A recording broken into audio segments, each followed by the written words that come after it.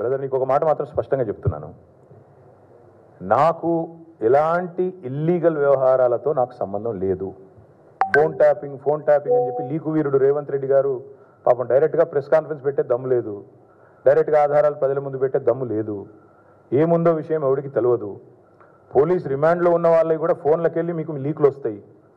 ఈయన లీకు వీరుడు. మరి ఈ లీకు వీరుడు ఏదో కష్టపడి నా క్యారెక్టర్ అసాసినేషన్ చేయాలనే ప్రయత్నంలో చాలా బలంగా ఉన్నాడు. ఎవరో హీరోయిన్లను నేను బెదిరించిన అంటది ఆ మంత్రి. ఆమెకు నెత్తుందా లేదా నాకు తెలియదు.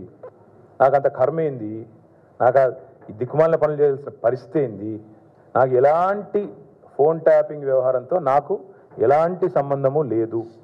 ఈ అడ్డమైన మాటలు ఎవరైనా మాట్లాడితే, చెత్త మాటలు ఎవరైనా మాట్లాడితే వారు మంత్రి అయినా ముఖ్యమంత్రి అయినా తాట తీస్తాము, లీగల్గానే చూసుకుంటాం. తాట తీస్తామంటే మళ్ళీ మీరు ఇదే యూట్యూబ్లో తమ్మునీళ్ళు పెట్టి తాట తీస్తామన్నాడు ఈయనకు అహంకారం ఎక్కువ అని చూపెట్టకూరి. అదే వినండి, తొందరపడకండి. తప్పకుండా లీగల్గానే ఎదుర్కొంటాం, న్యాయపరంగానే ఎదుర్కొంటాం. మాకు ఎవరిని బెదిరించాల్సిన అవసరం కానీ ఎవరిని ట్యాపింగ్ చేయాల్సిన అవసరం కానీ లేదు. కానీ దయచేసి మీడియా మిత్రులు నేను కూడా కొడతా ఉన్నా, 2014లో మా ప్రభుత్వం వచ్చింది. మా ప్రభుత్వం రాకంటే ముందు కాంగ్రెస్ ప్రభుత్వం 10 ఏళ్ళు ఉంది. ఆనాడు కాంగ్రెస్ ప్రభుత్వంని దయచేసి ఇది గుర్తుపెట్టుకోండి, రాయండి, మీరు కావాలంటే మీ ఆర్కైవ్స్లోంచి తీయండి. ఆనాడు కిరణ్ కుమార్ రెడ్డి గారు 2011లో ముఖ్యమంత్రిగా ఉన్నప్పుడు మేము ఆరోపణలు చేయాల. కాంగ్రెస్ ఎంపీలు ఆనాడు ఈరోజు కాంగ్రెస్ ప్రభుత్వంలో మంత్రులుగా ఉన్నవాళ్ళు, ఎమ్మెల్యేలుగా ఉన్నవాళ్ళు, కోమటిరెడ్డి రాజగోపాల్ రెడ్డి, డాక్టర్ వివేక్, గడ్డం వివేక్, అదేవిధంగా పొన్నం ప్రభాకర్ గారు ఈరోజు మంత్రి. వీళ్ళు ముగ్గురు ఆనాడు ఆరోపణ చేసినారు. సుఖేందర్ రెడ్డి గారు కూడా ఉన్నారు అనుకుంటా. అప్పుడు మా ఫోన్లను ట్యాపింగ్ చేస్తున్నాడు కిరణ్ కుమార్ రెడ్డి, తెలంగాణ కాంగ్రెస్ ఎంపీల ఫోన్లను ట్యాపింగ్ చేస్తున్నాడు కిరణ్ కుమార్ రెడ్డి అని చెప్పి ఆనాడు కాంగ్రెస్ ఎంపీలు అప్పటి కాంగ్రెస్ ప్రభుత్వం మీద ఆరోపణ చేశారు. సరే, ఆ తర్వాత ముఖ్యమంత్రి గారు నేను చేయట్లేదు అన్నాడు, అది వేరే విషయం. నేను రేవంత్ రెడ్డి గారిని కూడా కోరుతా ఉన్నా, మీరు 2014 నుంచి ఎందుకు, అంతకుముందు మీ వాళ్ళే ఆరోపణ చేశారు కదా, 2004 నుంచి తీయండి. ఫోన్ ట్యాపింగ్ ఏమేమి జరిగింది, ఎక్కడెక్కడ జరిగింది, 2004 నుంచి ఏమేమి కుంభకోణాలు జరిగినాయి, లంబకోణాలు జరిగినాయి అన్నీ తీయండి. ఇంకొక మాట కూడా నేను మిత్రులారా మీకు గుర్తు చేస్తా ఉన్నా, అధికారులు మారలేదు, ప్రభుత్వం మారింది, పార్టీ మారింది. ఇదే శివధర్ రెడ్డి ఈరోజు ఇంటెలిజెన్స్ డీజీ అనుకుంటే ఇప్పుడు ఆయన, ఆనాడు ఇంటెలిజెన్స్ ఐజీగా ఉన్నారు కేసీఆర్ గారి గవర్నమెంట్లో.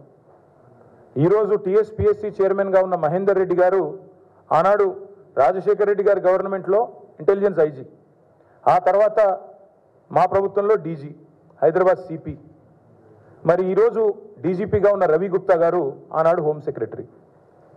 వీరందరూ కూడా మరి ఈరోజు మా మీద చేసే ఆరోపణలు కానీ, ఇష్టం వచ్చినట్టు ఇచ్చే లీకులు కానీ, మాట్లాడుతున్న మాటలు కానీ, ఆ రోజు అధికారుల ప్రమేయం నిజంగానే జరిగింది అనుకుంటే ఒక్క నిమిషం, ఈ అధికారులకు ఎవరికి తెలియదా, వారెవరు బాధ్యులు కాదు, ఒక కేసీఆర్ గారు మాత్రమే బాధ్యుడు అనే లైన్లో ఇవాళ ఏదైతే లీకులు ఇస్తున్నారో లీకు వీరుడు, నేను అడుగుతా ఉన్నా, మరి మహేందర్ రెడ్డి గారు, శివధర్ రెడ్డి గారు, రవి గుప్తా గారు, ఇంకా చాలామంది ఉన్నారు, సజ్జనార్ గారు ఆనాడు ఎస్ఐబి చీఫ్, వీళ్ళందరూ ఉన్నారు. మరి అధికారులే మారలేదు కదా.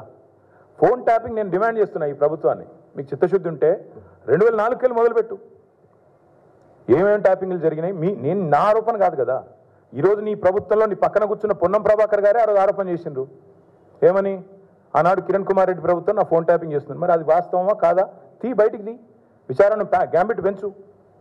ఆనాడు అధికారులందరినీ పిలిపి, రిటైర్డ్ ఉన్న వాళ్ళందరినీ పిలిపి, నీ కాంగ్రెస్ ప్రభుత్వం ఫోన్ ట్యాపింగ్ చేసిందా లేదా చూద్దాం. ఇంకోటి బ్రదర్, మీరు మర్చిపోయినట్టున్నారు, నేను మర్చిపోలేదు. నాకే ఐఫోన్ వాళ్ళు, యాపిల్ వాళ్ళు మెసేజ్ పంపినారు, నీ ఫోన్ సర్వేలెన్స్లో ఉంది అంటే. నేను దాని స్క్రీన్ షాట్ కూడా మీరు చూసుకోండి కావాలంటే, ట్విట్టర్లో అప్పుడే పెట్టినా. నా ఒక్కడికే రాలేదు, అసౌద్దీన్ ఓవైసీకి వచ్చింది, ఇంకా కొంతమంది మిత్రులకు ఇక్కడ తెలంగాణలో కూడా, మీ ఫోన్లు సర్వేలెన్స్లో ఉన్నాయి, జాగ్రత్త, మీ ఫోను హ్యాక్ అయింది అని నాకు 2022లోనో 2023లోనో వస్తే నేను బయట కూడా పెట్టినది. కాబట్టి ఎవరి ఫోన్లు ట్యాప్ అయినాయి, ఎవరు చేసిండ్రు, ఇవన్నీ కూడా నాకేం భయం లేదు. మేము చాలా స్పష్టంగా ఉన్నాం, చాలా క్లారిటీతో ఉన్నాం. కాబట్టి దయచేసి నేను మిమ్మల్ని కోరేది ఏంటంటే, ఈ యూట్యూబ్లలో పెట్టి పనికిమాలినలోకి లీకులు ఇచ్చి అధికారికంగా ప్రెస్ కాన్ఫరెన్స్లు పెట్టకుండా రిమాండ్ రిపోర్ట్లు అని చెప్పి లీకులు చేసి ఎన్ని రోజులు బతుకుతారండి, ఎన్ని రోజులు టైంపాస్ చేస్తారు. రైతుల సబ్జెక్టు మాట్లాడరు. నిన్న ఒక విలేకరు నిజాయితీగా అడిగిండు రేవంత్ రెడ్డి గారిని, 2 లక్షలు రుణమాఫీ చేస్తా అన్నారు కదా సార్, ఇంకా చేయలేదు కదా మరి మీరు, ప్రజలు అడుగుతున్నారు అంటే వెకిలి నవ్వులు చెప్పి ఆయన చెప్పిండు కదా, ఎవడు కమిటీ కమ్మన్నాడు ఆయనను, పేద సిపాయి లెక్క మాట్లాడితే మొగోను అయితే అంటాడు కదా. నేను అంటున్నా, రేవంత్ రెడ్డి మొగోను అయితే చెయ్యి రుణమాఫీ, ఎవడాపిండి ఆయన నిన్ను, చెయ్యి రుణమాఫీ చెయ్యి, 2 లక్షలు రుణమాఫీ చెయ్యి, నువ్వే అన్నావు కదా December 9 అని, చెయ్యి.